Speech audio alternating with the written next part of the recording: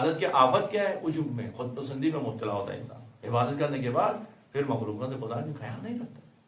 ایسا نہیں، خدا تعالیٰ نے باقاعدہ کہا گیا خدا کی عبادت ہو تو پھر وبالوالدین احسانا وبذی القربی والیتامی والمساکین، ان سب کا خیال رکھنا ہے عبادت کے ساتھ۔ مومن کے مقام اتنا ہے، مومن کی عظمت اتنی ہے کہ آپ سب دیکھیں اس وقت مکان کے لحاظ سے سارے مکان برابر نہیں ہیں۔ اس وقت آپ لوگ کم میں ہیں، حوضے علمیہ کم میں، یہ خاندان اہل بیت کا مرکز ہے، کریم اہل بیت کا یہاں پہ حرم ہے، اس کے مقام ہے۔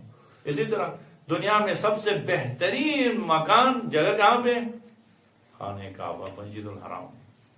اور اوقات بھی سارے ایک نہیں ہیں، کچھ اوقات دعا کی قبولیت کے ہوتے ہیں، کچھ نماز کے فرائض کے ہوتے ہیں۔ ان اوقات میں سے ایک خاص وقت جو ہے شب قدر کی رات، شب قدر کی رات اوقات میں سب سے اہم ترین وقت ہے، شب قدر کی رات ہے۔ اور عبادتوں میں سب سے اہم ترین عبادت ہے نماز۔ جیسے ہمارے کیا ہوتے ہیں خطیب حضرات، بعض اوقات کوئی اچھے سے جملہ دینا ہو تو کیا کہتے ہیں؟ ایک اہم جملہ یہاں چھوڑے جا رہا ہوں، میں بھی آپ کو بہت ایک اہم بات پہنچانے کی کوشش کر رہا ہوں کہ آپ کی توجہ آپ کو کیا؟ مکان میں سب سے اہم ترین مقام مسجد الحرام، دنیا میں پھر کوئی ایسا مقام نہیں۔ اوقات میں سب سے بہترین وقت شب قدر، عبادتوں میں سب سے بہترین عبادت نماز، نماز بھی جماعت کے ساتھ۔ دیکھیں عبادت کی بات ہو رہی، اگر کوئی شخص خانہ کعبہ میں شب قدر کی رات ہے، اوقات میں سے سب سے بہترین وقت، جگہ میں سے سب سے بہترین جگہ، عبادت میں سے سب سے بہترین عبادت جماعت میں، نماز جماعت میں مشغول ہے۔ اب اس سے بہترین عبادت کیا ہو؟ خدا تعالیٰ اس سے بہترین عبادت ہو ہی نہیں سکتی ہے۔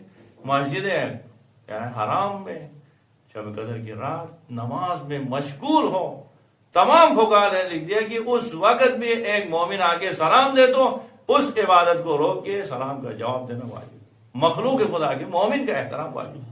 اگر کسی نے سلام کا جواب نہیں دیا تو پوری جماعت کے لوگ معصیت میں، خدا کی مخالفت میں مبتلا ہو۔ خدا یہ نہیں کہہ رہے کہ شب قدر کی رات ہے، مسجد حرام ہے، نماز میں مبتلا ہے، اس عظیم عبادت میں چھوڑے مومن کیا کوئی سلام کی نہیں۔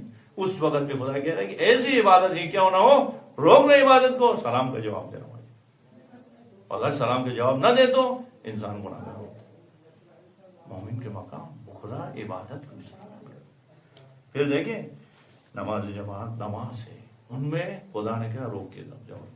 اسی طرح روزہ، روزے کی متعلق کتنی تاکید ہوئی ہے، ہم پیغمبر پاک ایک حدیث نقل کرتے ہیں، علماء نے باقاعدہ کتابیں لکھی اس حدیث کی شرح میں۔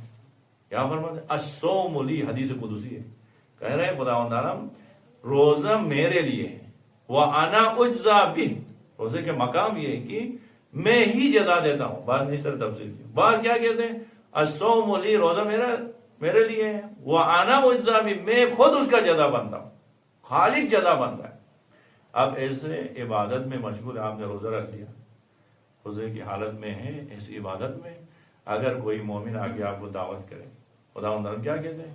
اس وقت اس نیت کے ساتھ کہ مومن کے دل کو خوش کراؤ، جا کے روزہ توڑ دیں، تو خدا نے آپ کو دو حصے ثواب دیتا ہے۔ ایک اس دن روزہ رکھنے کا بھی ثواب دے رہا ہے، اور دوسرا ایک مومن کو خوش کرانے کا ثواب۔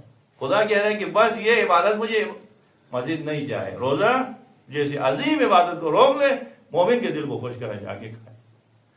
اب کتاب روما میں باقاعدہ شہید نے لکھا ہے کہ اگر اس وقت اس نیت سے کھائے میں بھوکا ہوں، ویسے بھی پیاس لگی تھی، ایک بہترین شربت دیا، کھاؤ گے تو نہ روزے کا ثواب ملے گا نہ مومن کو خوش۔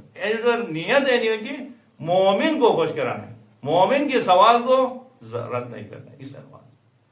اسی لیے کتاب شرح ہے جنود عقل، امام خمینی رحمۃ اللہ علیہ کی وہ عظیم کتاب، اس کتاب میں ایک حدیث نقل ہوئی، فرماتے ہیں کہ پیغمبر پاک فرماتے ہیں کہ اگر دنیا میں کسی مومن کو آپ نے خوش کرا، جیسے ہمارے حافظ صاحب خوش کراتے ہیں، کیک لے کے آتے ہیں یہاں پہ دکھاتے ہیں، خوش کرا کے واپس لے کے جاتے ہیں، اسی طرح خوش کرائے تو اجر کیا ہے؟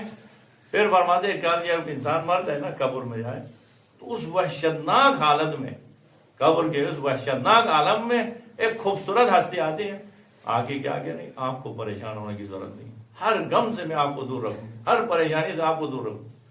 ہر پریشانی سے وہ ہستی انسان کو نجات دیتی، پھر محشر کی تمام ہولناکیوں سے نجات دیتے ہوئے جنت کے دروازے تک ساتھ ہے وہ ہستی۔